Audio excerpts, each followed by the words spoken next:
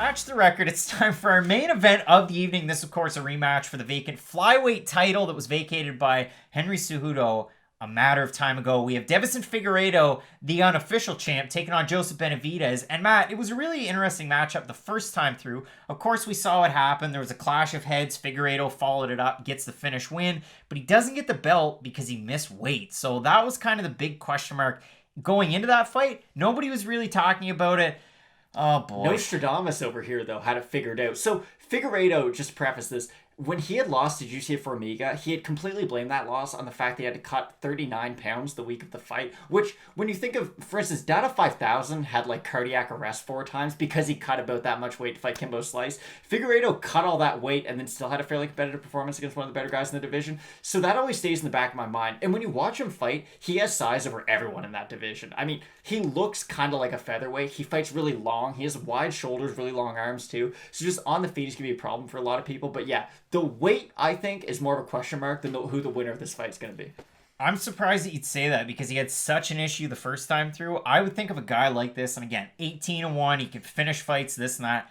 Man, that's a bad look. And I don't think 35 bodes all that well for Deiveson Figueiredo. I don't think he's going to be like a guy, and I hate to throw a Brazilian comparison out there, but my guy, Douglas Silva de Andrade, he moves up because he can't make it at 35. He's late in his career, goes to featherweight. Not all that good for D. Silva up there. I don't see it working out for Figueiredo. If he misses weight here, you're in trouble because you're not going to get another shot at the belt anytime soon. And oh, by the way, he's 32. And I get it. Joe B, 3 years older, this and that. And listen, Joseph Benavidez, for what it's worth, is one of those guys like a Donald Cerrone, like an Alexander Gustafsson that's reached that top level, but just never won the belt. So he gets a shot the last time. He was on a nice little win streak, beat Alex Perez, finished him, beat Dustin Ortiz, beat Formiga by knockout. That was impressive.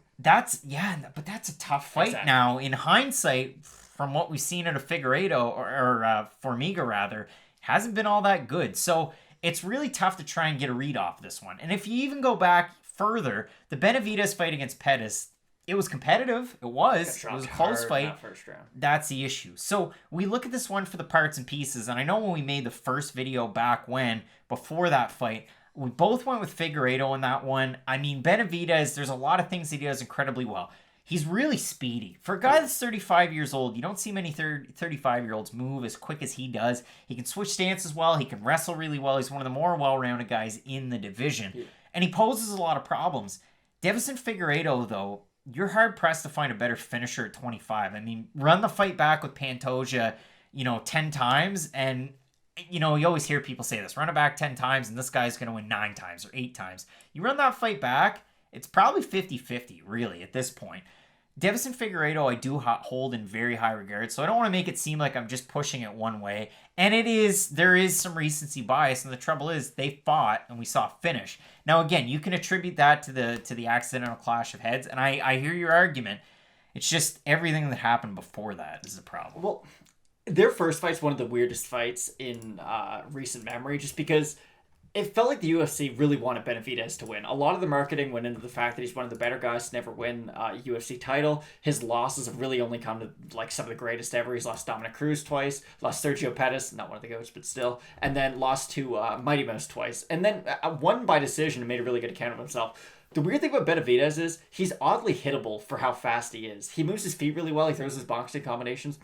But he does what Teddy Atlas says. He waits for the receipt. He'll throw, and then he just kind of like waits for a second. And if you're a really high-level striker, Sergio Pettis did it really well in their first fight, where he throws combination, kind of waits that split second, and Sergio Pettis just lands a clean left hand right down the middle. And some people thought Benavidez won that fight because he kind of wrestled Pettis after that. But on the feet, those really quick, straight punches, I don't know if they give Benavidez a problem, because when you look at a lot of his fights, it's not like a lot of guys have been able to put him down that way. But those really upper echelon strikers usually find a way to at least get to him eventually. With Figueiredo, though, I'm actually more optimistic that Benavidez can win this fight than other people, just because Figueiredo's gas tank's not great. He's a huge guy, cuts a lot of weight, is very explosive. So when those championship rounds kind of come on, it's something that you have to be concerned about. The thing is, I don't want to compare him to a young Jose Aldo, because Aldo's, of course, much better than him. He fights in a similar style. He needs to put damage on you those first 2-3 rounds, and then you can sort of coast the last two, because you're going to be so compromised due to just all the damage that you've accrued. that it doesn't really matter how much better of a gas tank you have than Figueiredo. The damage is going to kind of equate those two things. If Benavidez can stick move, wrestle, really switch things up on Figueiredo, I do think he can win. The problem is I just think Figueiredo is such a big power threat at this division. If he cracks most people, they're going to go to sleep. This is the thing. Like, if you look at the first round between these two guys, Benavidez outlanded him by a fair bit. I mean, if you look in terms of total strikes, it was 31-15, all of them being significant. And then if you go and you look at the second round, Benavidez landed more strikes in total.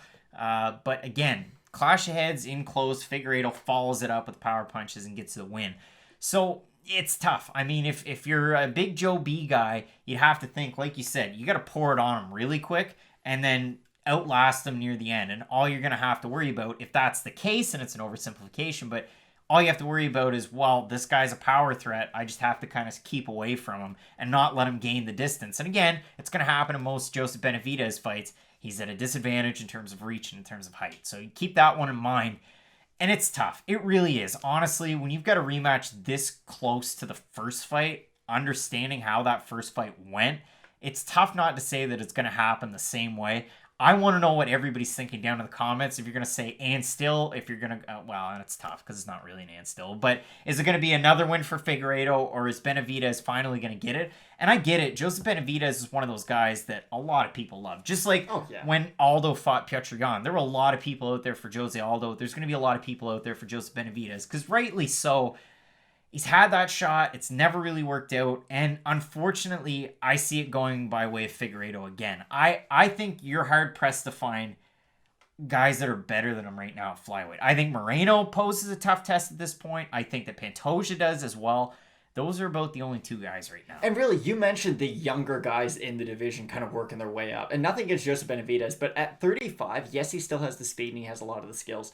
35 at flyweight is very different than 35 at heavyweight. 35 at heavyweight, you still got 5 more years left, and that's if you have a short career. At 125, though, like, you need that upper echelon speed. If you lose even 1% of how fast they were in your prime, it's really going to come down to bite you. And I understand it's really hard to predict that Figueiredo's going to knock him out the same way. They're going to have a clash of heads. It's going to open up a big cut on Benavidez. Then he's going to land a straight right. It's definitely not going to happen that way. If it does, then what is MMA anymore? But I just think Figueiredo, the calf kick, is something that he uses pretty well. We don't see it as much as we probably should, but he does have really good leg kicks.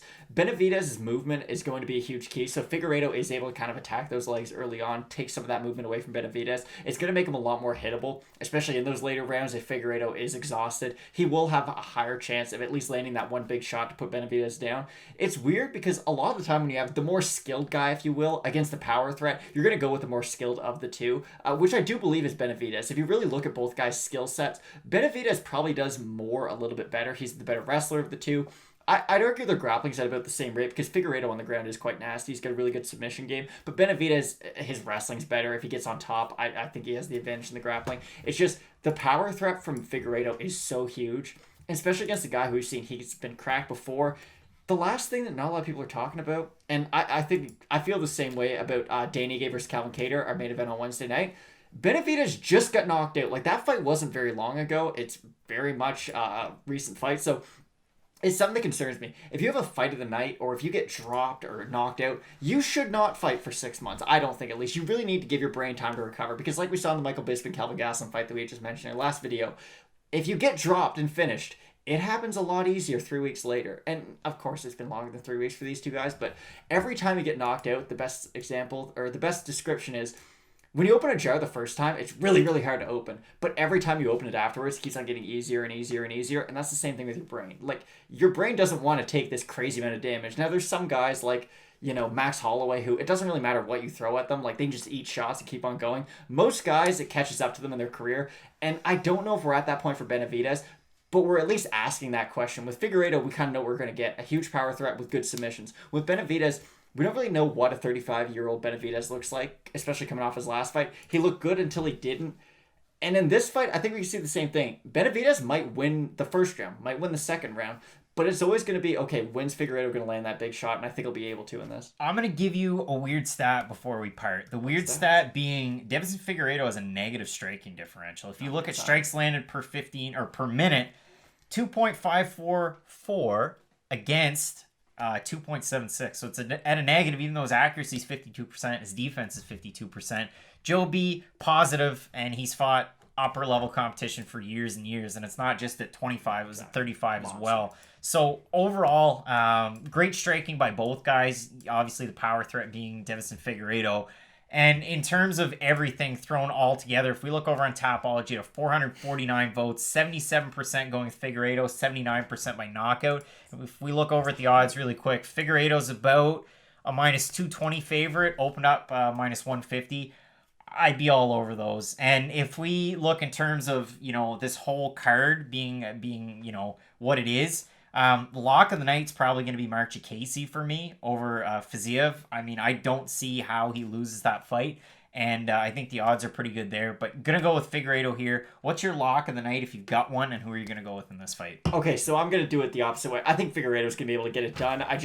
It's not like Benavidez is that big of a submission threat that if the fight goes to the ground, he'll be able to finish Figueiredo there. I don't think he's got the ground and pound to finish Figueiredo, especially on the feet. The guy with a more diverse skill set is Benavidez. It's just when you look at what Figueiredo does well, it's a really good counter to Benavidez. So I'm going to pick Figueiredo probably by stoppage again. Lock of the night, Craig's not going to like this. I think Gastelum beats Hermanson 10 times out of 10. I don't see that being all that competitive. Say what you want. I could be out of my mind. But it's not that I'm such a big believer in Kelvin Gastelum, too. I don't think he's ever going to win the title. It's just, I don't think Jack Hermanson's on that level with those guys in the top 10 of the middleweight division. So I'm going to say Gastelum's my lock of the night, and them's his juicy odds because they're pretty much par. Matt, I'm really looking forward to this card, and now more so than ever, because you know what? I want to keep this Fight Night Picks prediction trophy, and I probably will because I'm running away. But listen, overall, lately, it's been pretty good run here. It was 8-2 a couple of weeks ago with Poirier Hooker card, 11-2 with UFC 251. Again, we're kind of caught in the middle here with the Wednesday night fight card, so we could really go off the deep end, and we disagree with our picks, so somebody's going to pull ahead. But kind of similar on this one. Make sure you check out the rest of the picks, see who's going to keep this trophy for 2020. Again, I'm way ahead. And as always, the picks are always down below in the description, so make sure you check those out. Leave a comment with who you think is going to win, who maybe your lock of the night is, fight of the night, things like that. We do our best to try and get back to you. So keep it locked in with Fight Night Picks. Lots of great picks coming up, lots of great fights from Fight Island. And as we always say, Matt, with Fight Night Picks, let's get into it.